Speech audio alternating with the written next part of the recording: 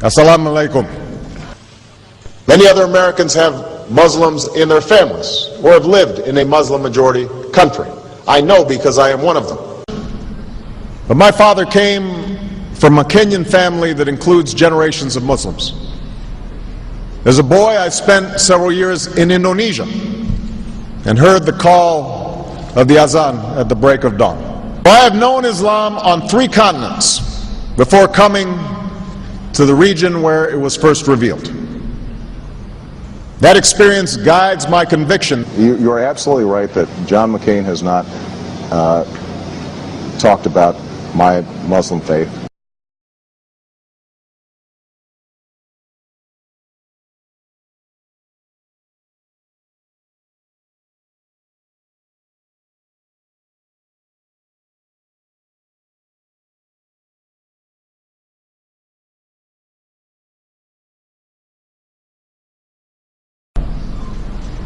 As the Holy Quran tells us, the Holy Quran teaches that, the Holy Quran tells us, and the Holy Quran also says,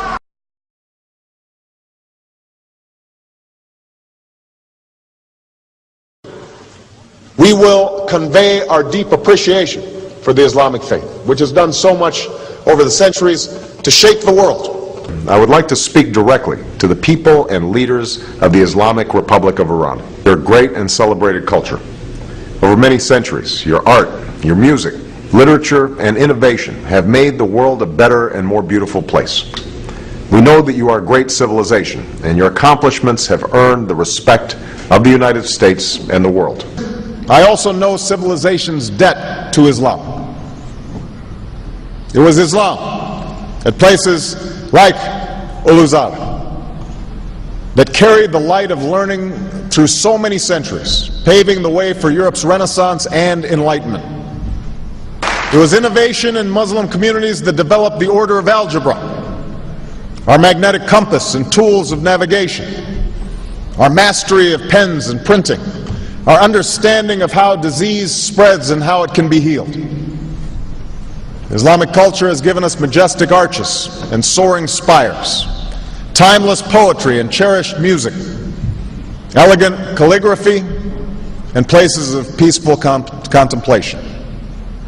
They have fought in our wars, they have served in our government, they have stood for civil rights, they have started businesses, they have taught at our universities, they've excelled in our sports arenas, they've won Nobel Prizes, built our tallest building, and lit the Olympic torch. And when the first Muslim American was recently elected to Congress, he took the oath to defend our Constitution using the same Holy Quran. In ancient times and in our times, Muslim communities have been at the forefront of innovation and education.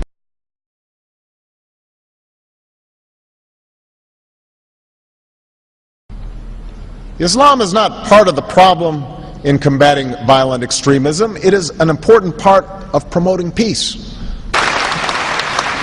The enduring faith of over 1 billion people is so much bigger than the narrow hatred of a few. In the United States, rules on charitable giving have made it harder for Muslims to fulfill their religious obligation. That's why I'm committed to working with American Muslims to ensure that they can fulfill zakat. It is important for Western countries to avoid impeding Muslim citizens from practicing religion as they see fit. And I consider it part of my responsibility as President of the United States to fight against negative stereotypes of Islam wherever they appear.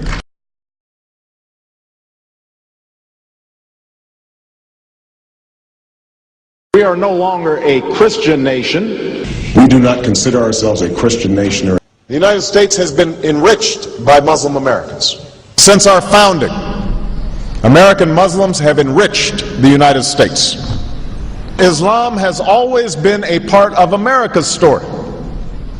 There is a mosque in every state in our union and over 1,200 mosques within our borders. One of the points I want to make is that if you actually took the number of Muslims Americans, we'd be one of the largest Muslim countries in the world. Let there be no doubt, Islam is a part of America.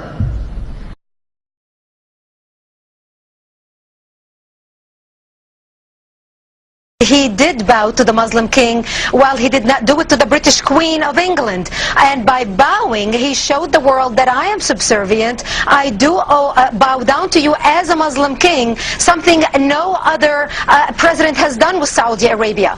The Saudi king is his peer. He is not his subordinate in order to bow for him. And this is exactly what Obama did. Usually it is out of respect that someone would nod his head when bowing to royalty, and the ladies will give curtsy. But Obama went beyond what is required as a head of state and bowed to the Saudi king, and that's unacceptable. It sent the wrong symbol. When you say it sends the wrong signal, what signal do you think it sends?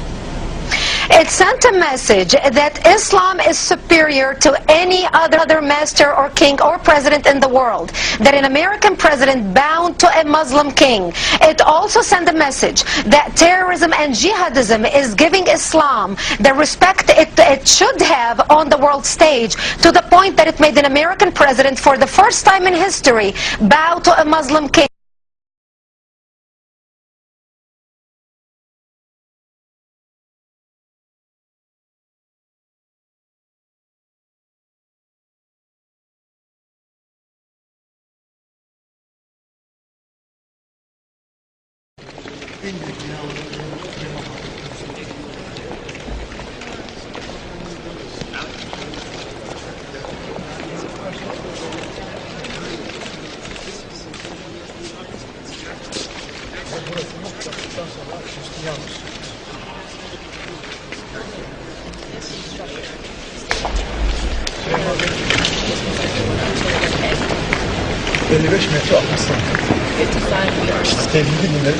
And this is a common thought shared by all